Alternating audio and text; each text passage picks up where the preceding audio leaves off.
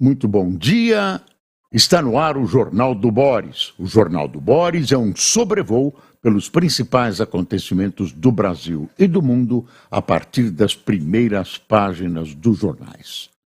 Hoje é um dia histórico, um dia importante para o mundo, porque teremos eleições para a escolha do presidente dos Estados Unidos. E o presidente dos Estados Unidos é uma pessoa que tem em suas mãos, muitas vezes, os destinos do mundo. Suas decisões são importantes até para a sobrevivência dos planetas, ou do planeta, perdão. Dois candidatos, você sabe, está cansado de saber, estão disputando o voto do eleitor americano.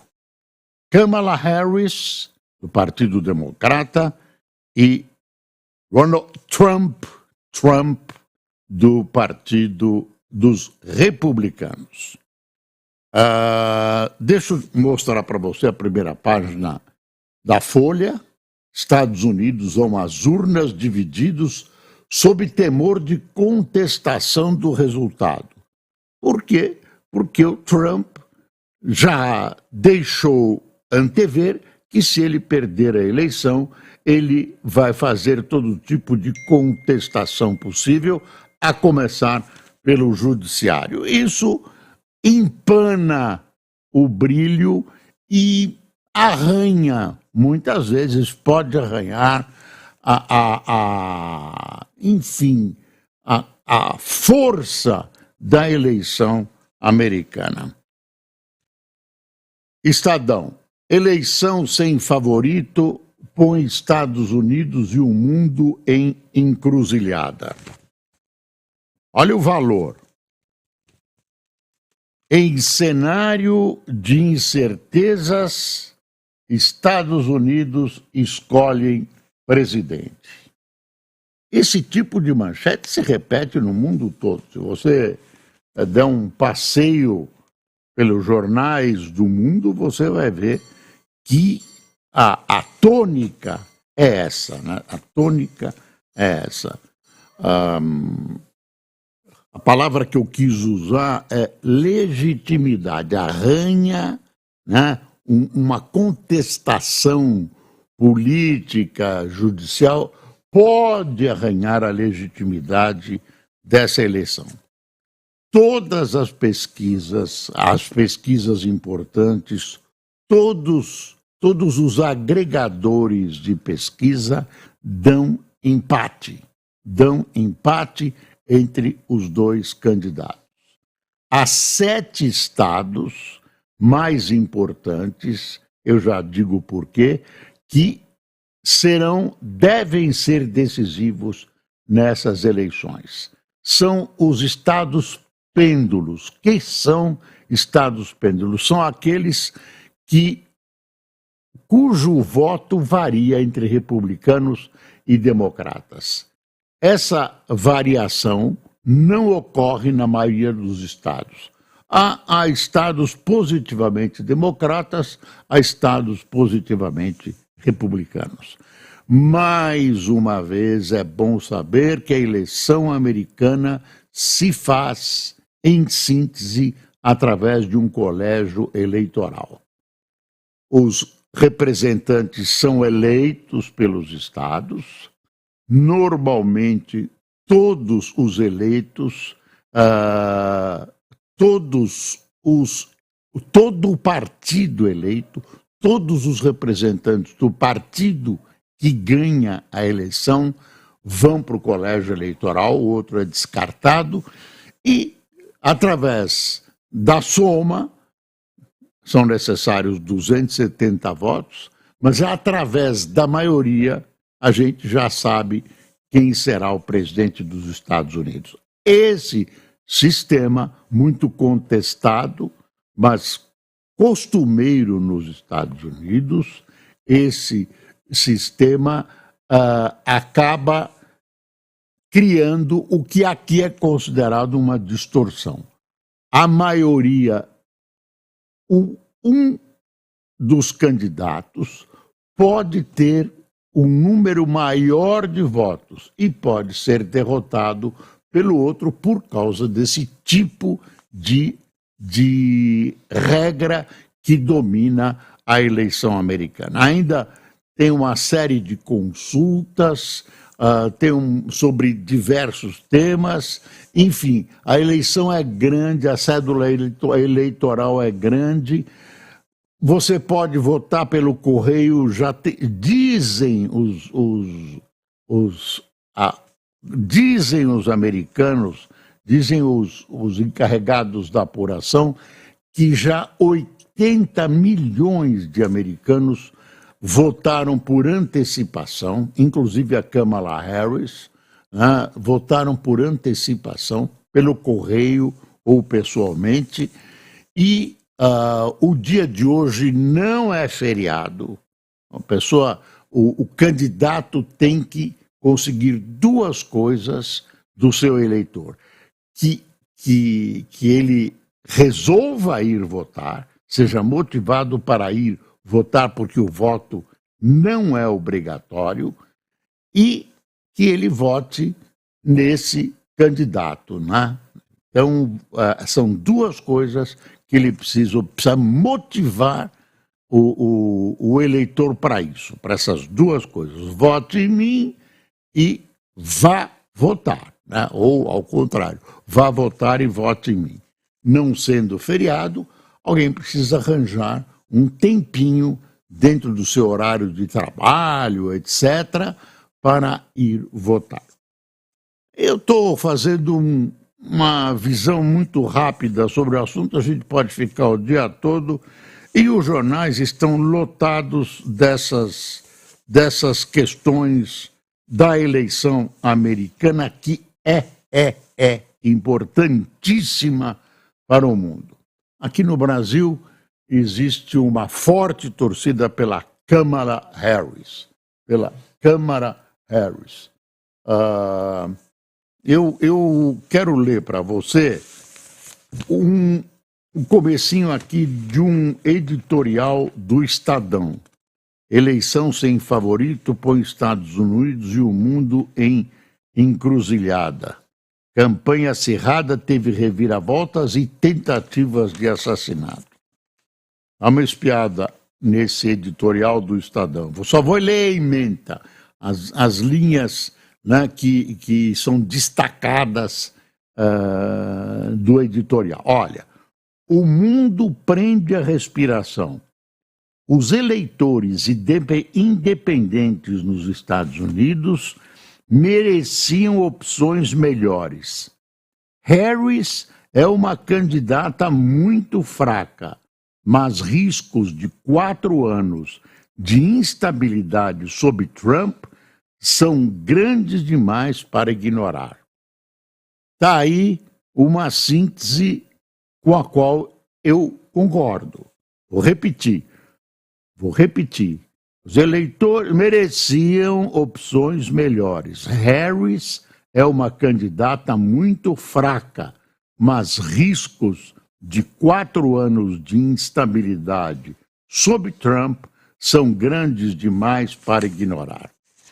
O Lula, que diz que vai reconhecer imediatamente a vitória de um e de outro, deu uma entrevista publicada ontem pelo site 247, site esquerdista. A entrevista foi concedida à televisão francesa e ele diz que não deve se imiscuir em eleição de outros países, mas torce pela eleição de Kamala Harris. Ele chegou a fazer uma comparação das ideias de Trump, da ação de Trump, da própria intempestividade de Trump com o nazismo. Depois, eu não sei se o Trump ganha, como é que o Lula vai se relacionar com ele. De vez em quando o nosso presidente tem algumas manifestações, aí era melhor o silêncio, não era melhor o silêncio. Porque o Trump pode ganhar a eleição. O Trump pode ganhar a eleição. Em cenário de incerteza, Estados Unidos escolhe um presidente. A gente vai poder voltar a esse assunto durante o jornal. Durante o jornal a gente volta ao assunto, porque há outros temas importantes no noticiário. Tem algumas mortes a lamentar, a Folha alinha as mortes. Um é um fotógrafo importante do JB e está aqui, o adeus ao fotógrafo Evandro Teixeira. Morto aos 88 anos, ele registrou a violência das ditaduras do Brasil e no Chile e a pressão por abertura. Fotógrafo Evandro Teixeira está sendo homenageado e está tendo seu reconhecimento como fotógrafo de alta categoria do antigo Jornal do Brasil. Antigo e falecido Jornal do Brasil. Tem um site aí, mas não é aquele jornalão de antigamente. País se despede de Aguinaldo Raiol. 86 anos, a voz da nostalgia. Ator, cantor, enfim. Ontem nós tivemos essa infausta notícia, ele caiu na casa dele, estava se dirigindo ao banheiro, pelo menos até agora as informações que temos sobre a morte dele. Uma outra morte é do Quincy Jones, nós anunciamos, era um multiartista, um homem de todos os instrumentos musicais, produtor, tal, uma figura louvada, adorada, elogiada por seu comportamento pessoal, por seu caráter, por suas amizades e especialmente por seu profissionalismo e capacidade inventiva. Esse era Quincy Jones. Ele foi produtor de Michael Jackson, enfim, tem aí uma vida, composições, filmes, tem uma vida musical agitadíssima, uma produção gigantesca. Este foi Quincy Jones. Uma outra morte a lamentar é do Seu Tuta, criador da Jovem Pan. Ele morreu aos 93 anos. Vamos ver o que a Folha falou do Seu Tuta. Eu estranhei ontem que o Jornal Nacional, que eu assisti, não registrou a morte do Seu Tuta. Eu pensei, será que existe uma rivalidade entre a Jovem Pan e a Globo a ponto de não se noticiar a morte do Seu Tuta? O Seu Tuta é um homem que tinha uma visão, uma antevisão dos caminhos da arte na televisão. Ele fez da TV Record a melhor televisão do seu tempo, criou festivais, criou a Jovem Pan. A Jovem Pan era uma rádio dedicada ao esporte, chamava Rádio Pan-Americana. Eu trabalhei na Jovem Pan, transmitindo futebol. Você pode achar absurdo, não sei se eu que era absurdo transmitindo futebol, ou o futebol era absurdo eu ou transmitindo, mas eu transmiti futebol na Jovem Pan, e aí não chamava Jovem Pan, chamava Rádio Pan-Americana. Aí o Seu Tuta transformou a rádio nessa potência radiofônica que é hoje a Rádio Jovem Pan, uma rádio importante na radiofonia, que tem uma televisão, né? Ele fez a rádio transformar-se lentamente também numa televisão. Ela está no ar, ela teve percalços com o governo Bolsonaro, etc, etc. Enfim, foi-se embora o senhor Tuta, uma figura, filho do saudoso Dr. Paulo de Carvalho, né? O marechal da vitória, que conduziu a vitória da seleção brasileira. Enfim, Paulo Machado de Carvalho, né? Paulo Machado de Carvalho, também eu convivi com ele no secretariado do então prefeito, lá nos anos 70, José Carlos de Figueiredo Ferraz. Ele era secretário de esportes, O Estadão dedicou meia página ao fundador da Jovem Pan, causa da morte do empresário, que era conhecido como Seu Tuta, não foi divulgada. Antônio Augusto Amaral de Carvalho, fundador da Jovem Pan, morreu ontem aos 93 anos. A informação foi divulgada pelo Grupo Jovem Pan. A causa da morte não foi revelada. Aí vem o comunicado da Jovem Pan. É com imenso pesar que o Grupo Jovem Pan anuncia o falecimento de Antônio Augusto Amaral de Carvalho, aos 93 anos. Fundador da Jovem Pan, Seu Tuta, ícone da comunicação, revolucionou a história da Rádio Jovem Pan e marcou época na televisão. Ele estava internado no Hospital Sírio-Libanês com a saúde debilitada, diz o comunicado divulgado pela emissora. São essas as tristes notícias que eu levo a você nesta manhã chuvosa em São Paulo.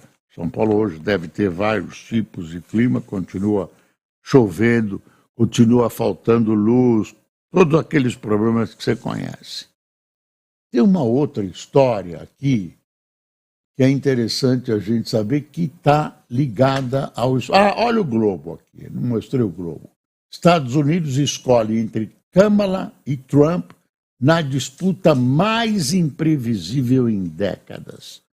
Pesquisas apontam empate técnico em todos os estados pêndulo, ampliando incerteza e atenção sobre uma eleição de efeitos globais.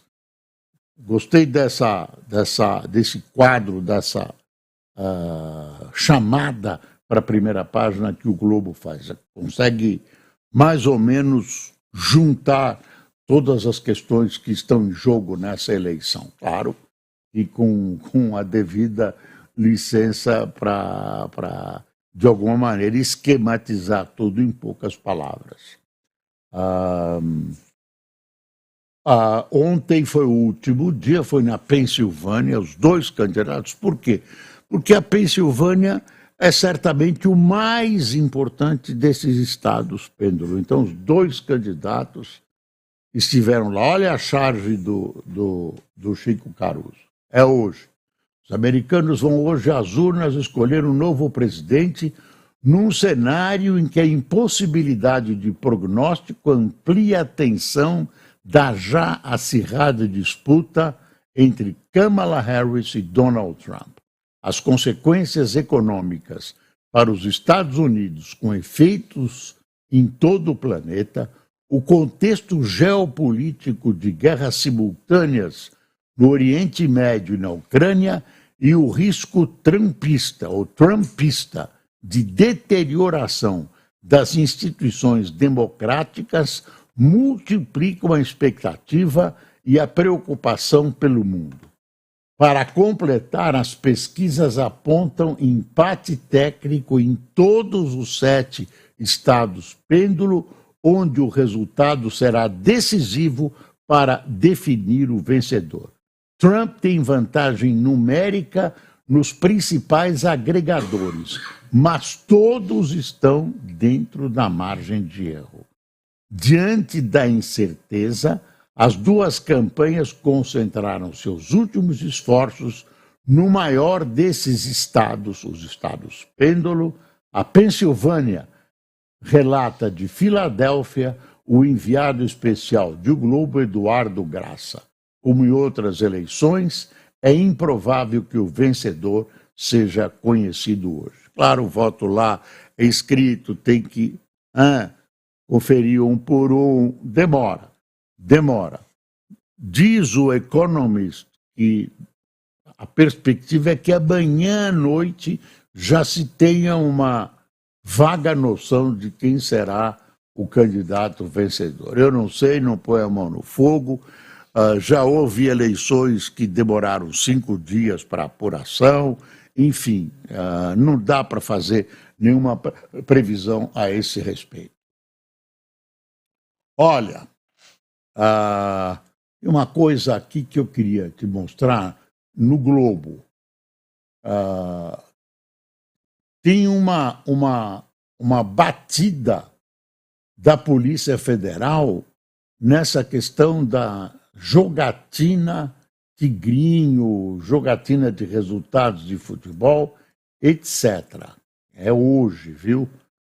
O Luiz Henrique do Flamengo tem uma batida, acho que no ninho do urubu do Flamengo. Deixa eu ver o Globo aqui.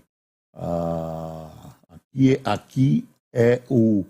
Eu quero entrar no site do Globo, globo.com.br. Jornal ao vivo é assim, viu? Tá aqui, ó, o site. Murto, Aguinaldo Raiol, pelo menos eu vi aqui. Após viajarem juntos ao México, Gleisi Hoffmann e Lindbergh Farias processam companhia aérea. Uai? Por quê? O Anselmo Góes informa isso. Deixa eu ver. O que a companhia aérea fez? Deixa eu entrar aqui. É duro aqui essa coisa de você mexer. Ó, não deu para abrir. Agora eu fiquei curioso. Bom, enfim, tem jogadores do Flamengo, Luiz Henrique, aí a Polícia Federal fazendo uma blitz no ninho do urubu. Essa coisa está estranha, né? Cheira mal. Deixa eu voltar para o Globo aqui. Bom, deixa eu ir para a Veja. Vamos ver a Veja. Sob cenário de indefinição, Estados Unidos vão às urnas nesta terça-feira. Olha, eu vou por uma coisa importante aqui do Brasil. Após reunião com Lula, a Fazenda diz que quadro fiscal foi compreendido. O fato de o ministro Fernando Haddad ter permanecido no Brasil e não ter viajado para a Europa deu uma sossegada no mercado. O governo conseguiu transmitir pelo menos a impressão que está cuidando do corte de gastos. A gente sabe que o Lula é contrário, né? Hoje tem uma comissão, hoje vai ter uma série de reuniões com ministérios, não, com os ministérios. Acho que os cortes pretendidos vão ser discutidos com os ministros das respectivas pautas, etc. Então, uma coisa que eu queria dizer, a votação começa em Nova York e mais 6 estados. Acompanhe em tempo real a eleição dos Estados Unidos, diz o G1. Quer ver aqui? Tem as propostas do Trump, mas a gente não sabe o que ele vai fazer. Nem sempre o que ele diz ele faz. Aí tem coisas tem uma coisa bem. Você viu ontem, antes do Jornal Nacional, a nossa ilustríssima ministra da Cultura se manifestou, falou do Dia da Cultura e tal. Aí o Marcelo Henrique, que é um nosso companheiro de amparo, uma figura culta, manda uma observação sobre a fala da ilustríssima ministra. Aqui. Vale a pena dar uma lida no que o Marcelo escreveu. Ainda há pouco antes do Jornal Nacional, Sua Excelência Ministra da Cultura, Margarete Menezes, baiana de Salvador, fez um pronunciamento oficial sobre o Dia da Cultura, que é amanhã, 5 de novembro, hoje, com falas vazias, demarcando o território contra o bolsonarismo e discorrendo sobre as leis de incentivo à cultura. Nada de novo debaixo do sol. O que me deixou estarrecido, diz o Marcelo, de cair o queixo, foi o fato de ela, a ministra da Cultura, sendo baiana, tendo nascido em Salvador, não haver mencionado sequer de longe que a data se deve ao nascimento do baiano também de Salvador, Rui Barbosa, a inteligência mais fulgurante que este país já concebeu, sobre quem escreverei amanhã, que é hoje. Aí ele deu a biografia depois hoje. Se bobear, nem a senhora ministra tem conhecimento do motivo de ser essa a data do Dia da Cultura. Que lástima, senhora ministra, que lástima. Pouca gente sabia, mas a ministra tinha obrigação de saber e tinha obrigação de mencionar.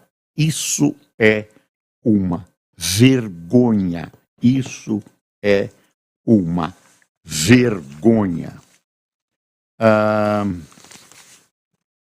Tem um monte de observações sobre essa proposta, essa tal proposta do governo Lula para a segurança.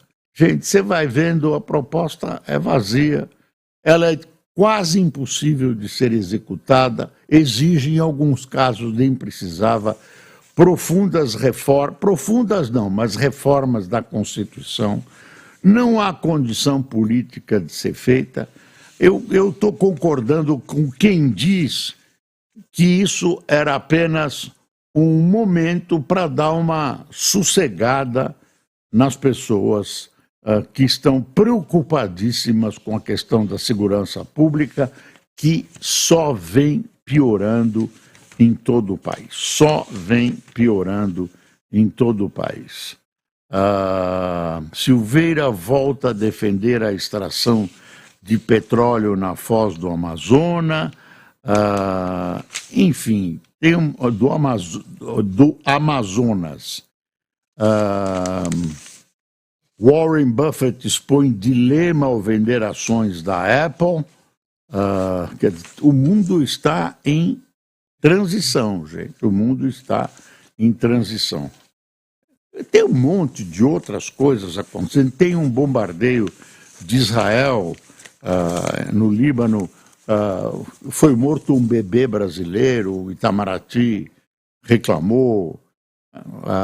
Aí essa guerra que não acaba mais, a guerra na Ucrânia, a invasão russa na Ucrânia, e o Lula vem com essa ideia que ele colocou nos jornais, na entrevista para a televisão francesa, de fazer um plebiscito. Isso é fazer o jogo da Rússia. O pessoal lá é russófilo, fala russo, são pró-Rússia, mas é um território da Ucrânia. É um território da Ucrânia. Claro que se fizer um plebiscito, talvez um plebiscito nacional, né, envolvendo os habitantes da Ucrânia toda, fosse viável, mas fazer um plebiscito ali É uma piada do presidente brasileiro, é fazer o jogo do Putin. Vamos a quem tomou cafezinho conosco nesse dia delicado e importante para o mundo. Inês Ramos, Sinhá Leitão, e eu ouvi uma notícia que o nosso querido jogador da seleção brasileira se machucou, Neymar se machucou, jogou lá, se machucou na outra perna, não a que ele tratou. Como disse, o que você disse, Luiz, do Neymar? Está bichado. Depois você me explica o que é isso.